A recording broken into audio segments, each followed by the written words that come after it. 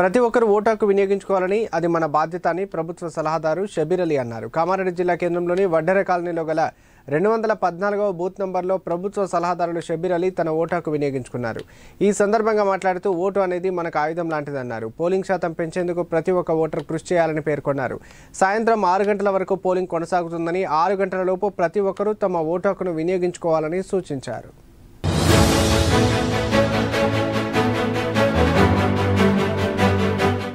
Hyderabad parliament Kamareddy assembly కాన్స్టిట్యున్సీలో booth number 214లో ఇప్పుడే నేనంటే మొహమ్మద్ అలీ షబీర్ నా ఓటు వినియోగించి వస్తున్నాను.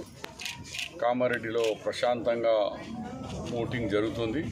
కానీ మీ ద్వారా నేను కామారెడ్డి ఓటర్స్కు చేతులు జోడి మనవి చేస్తున్నాను. దయచేసి ఇంట్లోకి వెళ్ళి బయటికి వెళ్ళండి.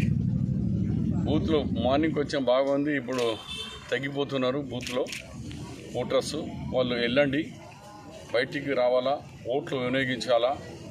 మనము ఈ దేశాన్ని మేము ఒక పౌరులు ఉన్నామని నిజాయితీగా చూపించాలంటే మనం వచ్చి ఓటు వేయాలా.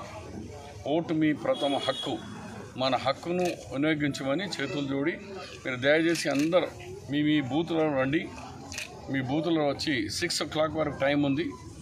ప్రభుత్వం 1 hour కూడా పెంచింది. 5 కాదు 6 వరకు ఉంది. 6 లోపల మనకు 85-90% పోలింగ్ అవ్వాలని మీ ఓటర్స్ మహాశయులకు తెలియజేస్తున్నాను, వాళ్ళకు अपील చేస్తున్నాను.